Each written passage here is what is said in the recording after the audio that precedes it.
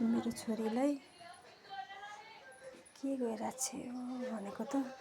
हेर्नु त Santa क्लजलाई letter लेखे ले हेर्नु त छोरी के गर्छ हो मैले सेन्टा क्लजलाई लेटर लेखे के चाहियो नि तिमीलाई मलाई अच्छा। पेन्टिङ कलर पेन्टिङ कलर चाहियो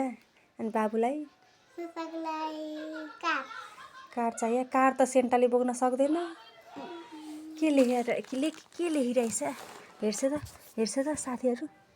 है please send us a gift dear Santa club पनि लेख्नु पऱ्यो नि त अनि यसो लेखेपछि अनि पठाइदिन्छ त सेन्टाले पठाइदिन्छ अनि पेन्टिङ कलर पाएपछि खुसी हुन्छ तिमी हुन्छौ ए कस्तो खालको पेन्टिङ कलर चाहियो भनिदेऊ नि त यस्तो ए पिक्चर बनाउनु लाग्यो यस्तो हुन्छ नि ओ यसरी चुपेर गर्छ नि हजुर त्यही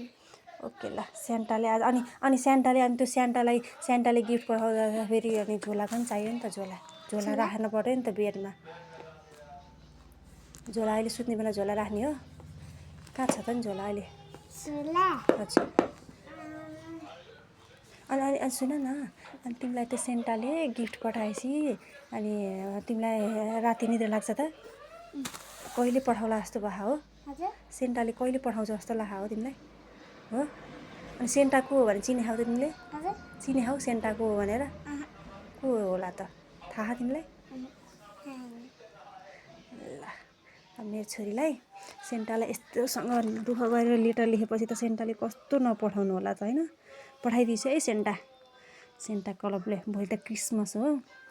ल ह्याप्पी क्रिसमस भन्नु नि त हामी चाहिँ अब ल सेन्टाले गिफ्ट पठाएपछि हामी सबैजनालाई देखाउने है त है हस्